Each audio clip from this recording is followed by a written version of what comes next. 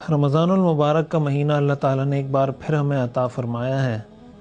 یہ جو مہینہ آتا ہے نا، ایک مسلمان کے لیے اللہ کی طرف سے بہت بڑی نعمت ہے۔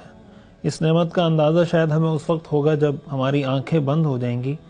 وجہ اس کی یہ کہ اس مہینے کی چھوٹی سی عبادت کا بھی اللہ تعالیٰ جو اجر و ثواب عطا کرتے ہیں، جس طرح اللہ تعالیٰ نے رحمت کے، مغفرت کے دروازے کھول دیے ہوتے ہیں۔ حدیث میں آتا ہے نا کہ جنت کے دروازے کھول دیے جاتے ہیں، جہنم کے دروازے بند کر دیے جاتے ہیں، اور اللہ تعالیٰ ہر رات بے حساب لوگوں کو، بے شمار لوگوں کو جہنم سے خلاصی عطا کر رہے ہوتے ہیں۔ تو یعنی آپ سمجھیں کہ ہر طرف ایک روحانی ماحول ہوتا ہے، اللہ کے فرشتے زمین پر اترتے ہیں۔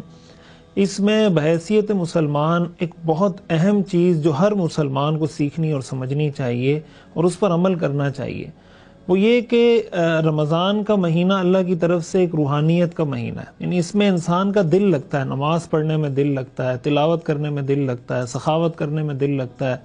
جتنے نیکی کے کام ہیں آپ دیکھیں، رمضان کے علاوہ وہ نیکی کے کام ہم پابندی سے نہیں کر پا رہے ہوتے جو ہم رمضان میں کر رہے ہوتے ہیں۔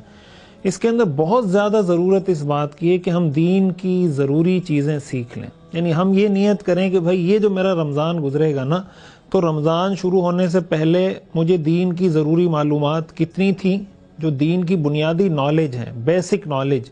یعنی بیسک نالج سے میری مراد یہ کہ ہر وہ معلومات یا ہر وہ علم جس کا جاننا کسی مسلمان کے لیے فرض ہے۔ مثال کے طور پر میں آپ کے سامنے اس کی چند مثالیں رکھوں۔ ہماری زندگی کے مختلف پہلو ہیں نا۔ ہم مثلا نماز پڑھتے ہیں تو پہلے یہ دیکھ لیں کہ بھائی میں اب تک نماز پڑھتا رہا ہوں، کیا میری نماز ٹھیک ہے؟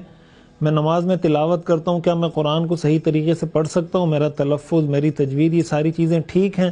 اگر ٹھیک نہیں ہیں تو آج سے ہی فیصلہ کریں کہ بھائی میں نے کسی قاری صاحب سے، کسی عالم سے، کسی مدرسے میں جا کے بات کرنی ہے کہ بھائی یہ رمضان کا پورا مہینہ آپ میری قرات اور میرا تلفظ درست کروا لیں، تاکہ کم از کم جب میں رمضان میں نماز میں قرآن پڑھتا ہوں، ساری زندگی سورہ فاتحہ پڑھتا ہوں، سورہ اخلاص ہی کم از کم 10 صورتیں سورہ فاتحہ، اس کا تلفظ اور تجوید تو صحیح طریقے سے مجھے آ جائے۔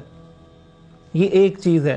اسی طرح انسان کی پھر نماز کے مسائل کہ بھئی میں جس طریقے سے نماز پڑھ رہا ہوں، آپ کسی مفتی صاحب کے پاس چلے جائیں، اپنے امام صاحب کے پاس چلے جائیں کہ بھئی میں اس طریقے سے نماز پڑھتا ہوں۔ ہمارے تبلیغی حضرات کا ماشاءاللہ بڑا بہترین طریقہ ہے کہ وہ کہتے ہیں بھئی میں آپ کو اپنی نماز دکھاتا ہوں کہ میں ایسے نماز پڑھتا ہوں، دوسرا کہتا ہے میں آپ کو اپنی نماز دکھاتا ہوں، اور اس طرح ایک دوسرے کی غلطیوں کی اس میں اصلاح ہو رہی ہوتی ہے۔ بڑا بہترین طریقہ ہے۔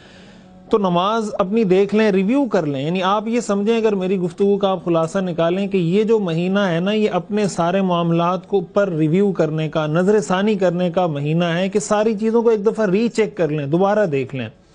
آپ جاب کرتے ہیں، آپ بزنس کرتے ہیں، آپ کاروبار کرتے ہیں، آپ فری لانسنگ کرتے ہیں، کوئی بھی آپ کی زندگی کی مشغولیت ہے، ذرا اس کو دیکھ لیں، ری وزٹ کر لیں کہ مجھے اپنی جاب کے بارے میں، اپنے بزنس کے بارے میں، اپنے کاروبار کے بارے میں شریعت کے جو ضروری مسائل مجھ سے ریلیٹڈ ہیں، کیا مجھے اس کا علم ہے؟ اگر نہیں ہے تو یہ فیصلہ آج کریں کہ میں نے اپنی جاب، اپنے بزنس، جو بھی میرا سورس آف انکم ہے، اس سے متعلق شریعت کے ضروری مسائل سیکھنا ہے۔ اسی کے ساتھ ساتھ دیکھیں، جب ہم بات کرتے ہیں نا فرض، واجب، سنت، مستحب، تو یہ صرف نماز میں نہیں ہوتے کہ نماز کے فرائض، نماز کے واجبات، نماز کے مستحبات۔ یہ فرائض، واجبات ہماری زندگی کے ہر کام میں۔ آپ اگر جاب کر رہے ہیں نا، تو جاب میں بھی کچھ چیزیں فرض ہیں، کچھ چیزیں حرام ہیں، کچھ چیزیں مکروہ ہیں، کچھ چیزیں سنت ہیں، کچھ چیزیں مستحبات میں سے ہیں۔ بزنس کر رہے ہیں، فری لانسنگ کر رہے ہیں، کوئی بھی آپ کام کر رہے ہیں، تو یہ فرائض، واجبات، سنت، مستحبات، یہ ان سارے کاموں میں ہوتے ہیں۔ اسی طرح اپنی معاشرتی زندگی کو لے لیں۔ اگر بیوی ہے تو وہ یہ دیکھے مجھے شوہر کے حقوق کا پتہ ہے، شوہر ہے تو وہ یہ دیکھے مجھے بیوی کے حقوق کا پتہ ہے، اولاد ذرا اپنی زندگی پر یہ نظر ثانی کرے، مجھے پتہ ہے کہ میرے والد کے مجھ پہ کیا حقوق ہیں، والدہ کے کیا حقوق ہیں، بہن بھائیوں کے کیا حقوق ہیں۔ والدین یہ دیکھیں کہ مجھے اولاد کی جس طرح تربیت کرنی چاہیے تھی، کیا میں اس طریقے سے تربیت کر رہا ہوں؟ اگر نہیں کر رہا تو کہاں کہاں خامی ہے، اس کو میں آئیڈینٹیفائی کروں، اس کی شناخت کروں، اور آگے سے اس کی اصلاح کر کے اپنی اولاد کی صحیح رخ پر اور صحیح نہج اور صحیح ڈائریکشن میں ان کی تربیت کرنا شروع کروں۔ یہ ساری چیزیں کب ہوں گی؟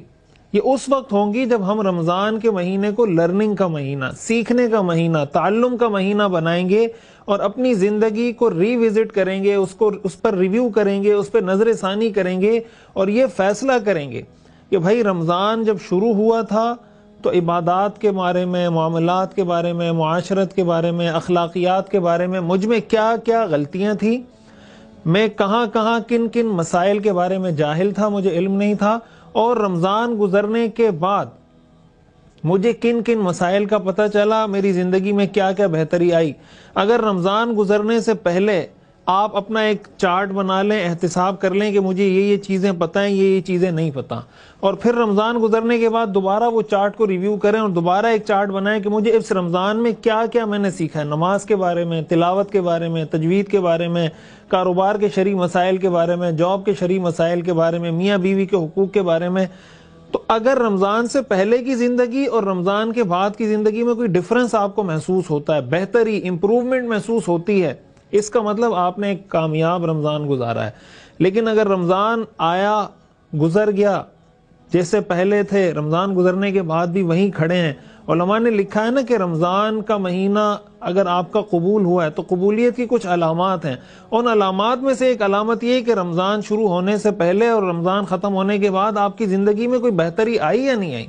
اگر دینی رمضان کا مہینہ ٹریننگ کا، تربیت کا مہینہ، اگر اس ٹریننگ کے پورے پروسیس سے گزرنے کے بعد بھی زندگی کے اندر کوئی بہتری نہیں آئی، اعمال کے اندر کوئی بہتری نہیں آئی، اور یہ سوچ پیدا نہیں ہوئی کہ بھائی میں نے زندگی کی اپنی ساری مصروفیات کے ساتھ ساتھ دین کی بنیادی معلومات بھی حاصل کرنی ہے، تو اس کا مطلب آپ کامیاب طریقے سے رمضان نہیں گزار سکے۔ اور رمضان پھر کس کو نصیب ہوتا ہے، کس کو نہیں ہوتا۔ کتنے لوگ ہیں جو پچھلے رمضان میں زندہ تھے، موجود تھے، اس رمضان میں وہ قبروں میں اتر چکے ہیں۔ اگر وہ بہت کوشش کریں، بہت چاہیں کہ ہم ایک روزہ رکھ لیں، 2 رکعت پڑھ لیں، ایک پارہ تلاوت کر لیں، نماز کے مسائل سیکھ لیں، کیا وہ سیکھ سکتے ہیں؟ تو کیا ہمارے پاس اس بات کی کوئی شیورٹی، کوئی گارنٹی، کوئی پرچی ہے ہمارے پاس کہ بھئی اگلے رمضان تک ہم زندہ ہوں گے؟ کس کو اگلا رمضان نصیب ہوتا ہے، کس کو نہیں ہوتا؟ بس اس رمضان کو ایسے گزاریں کہ یہ میری زندگی کا آخری رمضان ہے اور اس کو بہتر سے بہتر طریقے سے گزار